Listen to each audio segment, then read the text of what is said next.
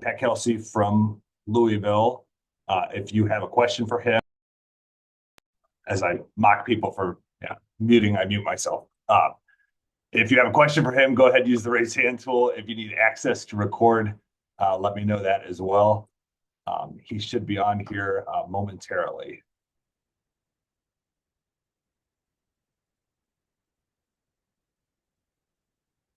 Oh, good. Good morning. Good to see you. Can you guys hear me? We got you. Can you hear us? Yep, I got you. Cool. Good morning. Good morning. Sorry, I'm a couple minutes late. It's all good. It happens. We'll get started with Mark Berman. Good morning. I was curious, was there a certain point in the season or even in the preseason where you kind of looked around the locker room and and realized, this roster is gelling pretty well. This could be an NCAA tournament team this year.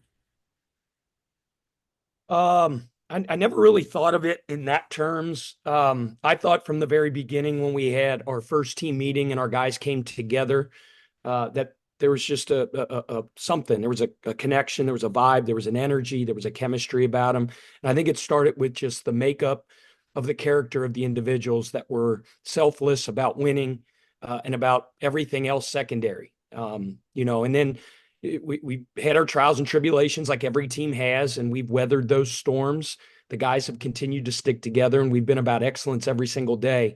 It's just always had a special feel in my heart about the type of chemistry this team had. And I think that's a big story to the success of our season. You'll be coaching against Ben Burnham tomorrow.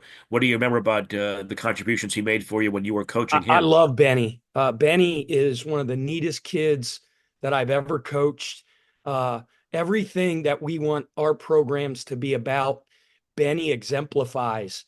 He comes from an unbelievable family. His mom is so special and raised him into a first-class human being. He is tough.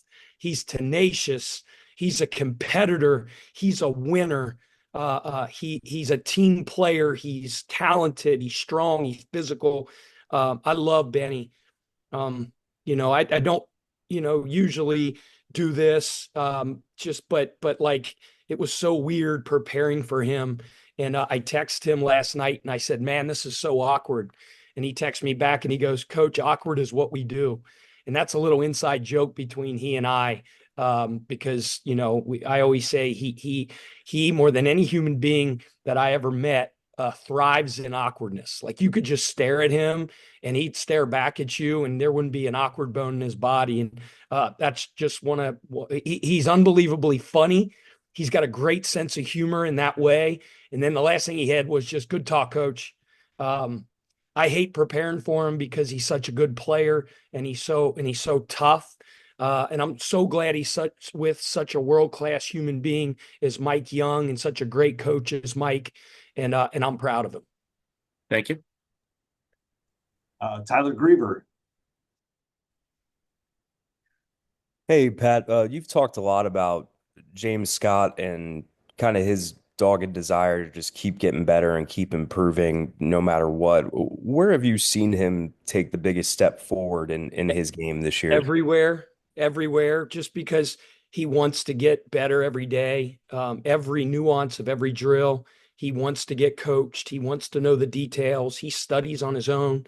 So I think every aspect of his game's got better. I mean, he works on his shooting every day, works on his three-point shooting, works on his free throw shooting. He really studies passing. He picks the brain of Ali Khalifa, who's one of the best passing bigs in the world. His screening has gotten better and better. It just every area improves just because he's so diligent in his process. Brooks Holton, go ahead. Hey, Pat. You spoke a lot about how, one of the main goals for your team is to have the top culture in the country. And there's been a lot said just about, from you specifically about how much this team is kind of led by the players. I'm just wondering, kind of going back to Mark's question, did you have a sense that this team was going to be so led by players, really early on in the season when you guys get together over the summer and just, as a coach, how do you foster that sort of culture where you feel like the players are stepping up during games? And you've said sometimes there are moments in games where you just kind of, let them sort things out in the huddle. Yeah, same answer. We knew early on just because we recruited that way. We want guys that were about the right things, and these guys are about the right things. I told them really early on that if we were going to be special, we were going to be player-led versus coach-led. And I think all coaches would tell you that when their teams are player-led, you have a chance to be special. And it's not just one guy. We have an unbelievable group of leaders. We have an older team, a veteran team that come from great programs, as I've said many times. And, there's no scoreboard to say whether another program's got a better culture than we do. We can just try in our minds, to say in every aspect of our program and everything we do every day, we do it at an elite level. And that's what we try to do. The results aren't perfect all the time. You have dips, you have peaks, you have valleys, because that's part of the process of a season. But I knew the makeup of our individuals were really special early on in that summer, just getting to know those guys, getting to know their hearts. And it's just being about selfless, and it's being about others more than yourself. That's it. We say, have a great attitude and be a great teammate. Have a great attitude and be a great teammate. Those more than anything else are the most important. Sarandon, guys go are ahead. about. Sarandon, go ahead. As you're heading into the final stretch of the season, is there something that you're focusing on with your team to make your team that much better so you head into tournament time and you just have perfected that one little thing? Yeah, I think it's hard to say one little thing. Obviously, I think it starts and stops and centers in our defense. The better part of the last 2 months, I've said it many times that our guys, commitment on that end of the floor is going to make or break our team and our season. And our guys have been wholly bought into that with both feet. And, obviously, do we work on our offense every day? You darn right we do, because I think we have one of the more efficient offenses in the country. But where the majority of our focus is and always will be is on that end. And I've said that since the first press conference I had. Everybody talks about, man, they can score and all this stuff.